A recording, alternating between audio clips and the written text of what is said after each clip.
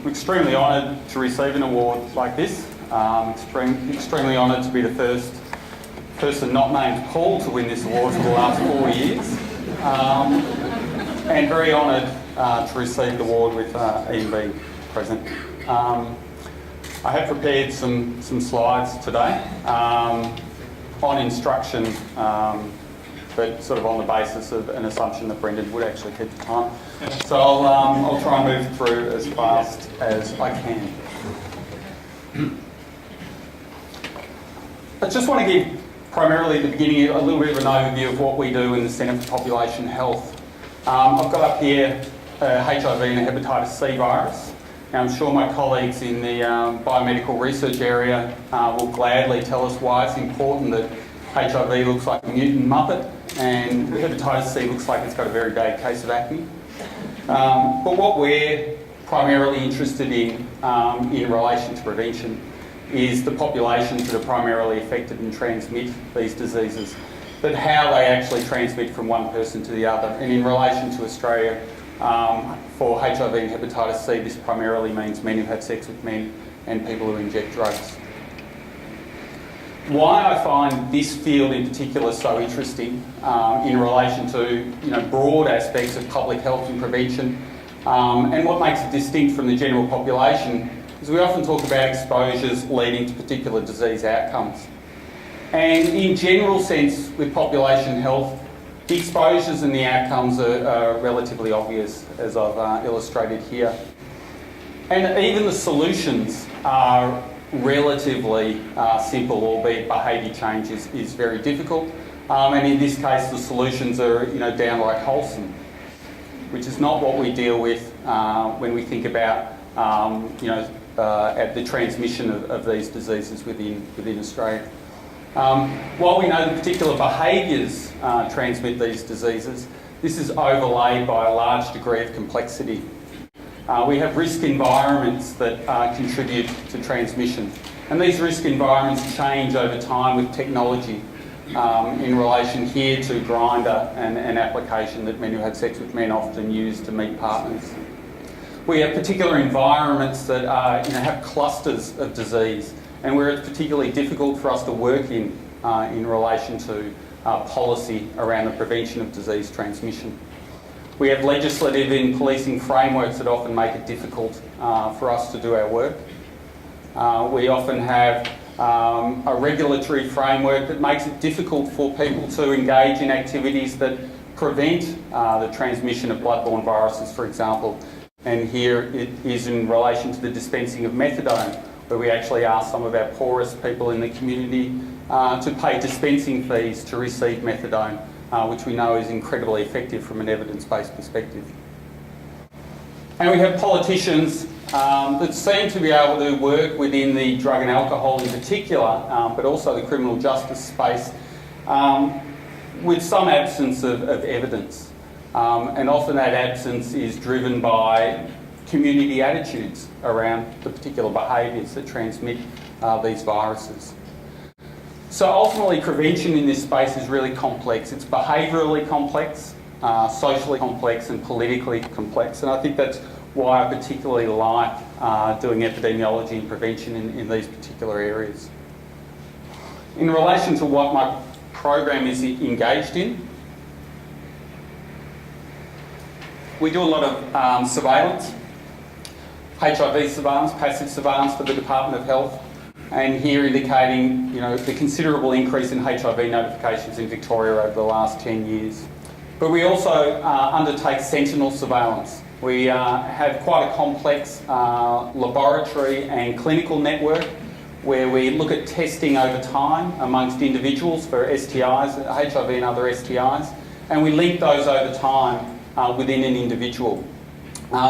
Our high caseload MSN clinics is particularly successful with very high coverage. This system covers over 50% of all HIV notifications and syphilis notifications in Victoria. And the important thing here is that we're not able to only count the number of people who get a disease, but we're also able to look at that in the context of numbers being tested over time. and also to follow those people over time, so we actually are able to calculate incidence over time amongst those attending these clinics and look at factors associated with the incidence of the transmission of disease, and that makes it a very powerful system. And here's an example of some HIV sentinel surveillance data in the context of what we've seen around a dramatic increase in the numbers of HIV. We can see here that the numbers of tests in the red line have gone up significantly over time, but the proportion of people testing positive for HIV has remained relatively stable. So in some ways, this is actually a positive public health message in relation to we're testing more often, we're finding disease more often, but we're allowing those who are diagnosed to modify their risk behaviours, get effective treatment, and then prevent the transmission onward to others. This is in relation to syphilis, and this is an example of an effective response to trying to prevent syphilis transmission. We've seen a substantial increase in the number of syphilis tests conducted over time. When people get diagnosed with syphilis, they're treated. So they're no longer infectious to others. We've essentially taken that pool of infectiousness out of the community. And what we've seen in response within those clinics is a dramatic decline in the proportion positive to syphilis, and an even more dramatic decline in the incidence of syphilis over time in these clinics. This system is going to be refined over the next few years, and we're going to introduce some seamless electronic extraction and linkage of data within this system, and I'm particularly excited about what that means for hepatitis C surveillance, which is particularly problematic in relation to trying to understand naive infection, clearance, reinfection and chronic infection, and how the dynamics of that disease, how that manifests over time is particularly complex from a surveillance perspective. So it's going to be a really exciting innovation to sentinel surveillance over the next few years. In relation to epidemiology, one of the more exciting studies and one of the more interesting studies I've been involved in recently was the Suck It and See study, which formed an integral part of Elisa Pedrana's PhD. We essentially went out, it was shoe leather epidemiology, where we went out to gated community venues, surveyed people and took an oral fluid specimen. And this was the largest and one of the first studies of undiagnosed HIV in the country. Of the 9.5% prevalence we found that nearly a third of men in these social venues with HIV were undiagnosed and did not know that they were positive. And over a third of these had reported a test in the last 12 months, really highlighting the importance of frequent testing amongst high-risk populations. The translation aspects of this study were particularly exciting. It directly informed social marketing campaigns. The data was directly presented in social marketing campaigns to the gay community. It provided new parameters for epidemic modelling, which previously grossly underestimated the prevalence of undiagnosed HIV, and therefore emphasised the importance of frequent testing and reducing barriers to testing around HIV for prevention.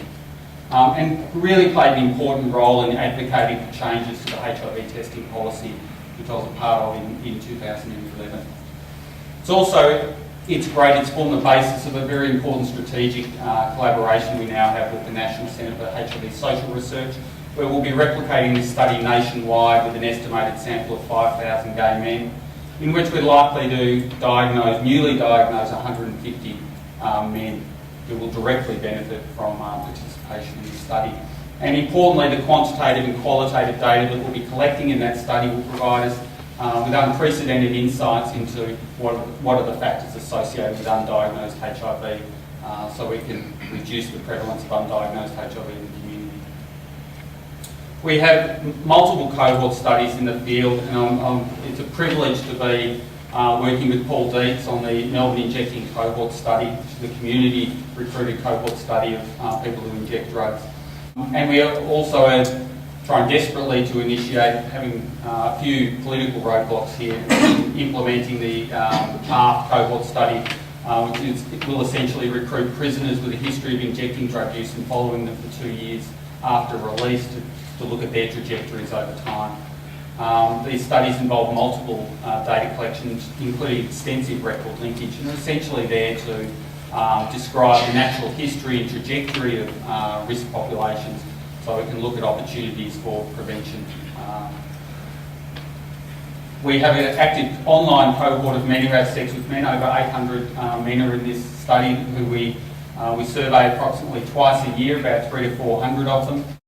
And the primary objective is to evaluate HIV prevention initiatives in Victoria, but also provides us with a wealth of data in relation to changing factors such as community dialogue, risk behaviours and health-seeking behaviours. And all these three cohort studies form a really important part, in fact a central part of a recent grant application which we've received very positive reviews from the NIH, and we hope to see funding come through from that towards the end of the year. Something I'm really passionate about in relation to translation is using the work that we do to translate into policy and practice. The work that primarily, again, Elisa Vedrana did last year on a systematic review of community models to HIV testing was really important in changing the HIV testing policy nationally and played a really key role in informing the decisions around that, and particularly in changing the policy environment around allowing the introduction of rapid HIV point-of-care tests, which the TGA late last year initially approved the first rapid point-of-care test for HIV. And this has led, I'd really like to thank the Victorian Government for really grabbing the bull by the horns here and committing $1.2 million to establish Australia's first community-based rapid HIV testing service, which we'll be undertaking over the next 2.5 years in collaboration with the Victorian AIDS Council. This is going to be a unique part of the HIV testing and prevention environment. It's essentially going to be a shopfront community-style HIV testing site to target high-risk, high-frequency, high-risk men who have sex with men for high-frequency testing. We'll be integrating it with existing inner-city clinical sites that see high caseloads of men. So it then becomes a community part of the prevention landscape. We know that not all men are going to want to test at a site like this. We want it to be another option for them, for those where this type of peer-led environment they find more comfortable in relation to their HIV testing. And here again, the sentinel surveillance system will play a key role in evaluating that service, because essentially the primary outcome will be increasing the frequency of HIV testing amongst high-risk men. Particularly proud of the work that we did at the Alexander McConaughey Centre in Canberra, a prison that was ostensibly set up on a human rights framework and which was always being targeted as potentially Australia's first location to trial a prison-based needle and syringe program. I'd particularly like to thank the contribution of Amy Curlin to this work. So we undertook an evaluation of alcohol and drug policy services at the prison.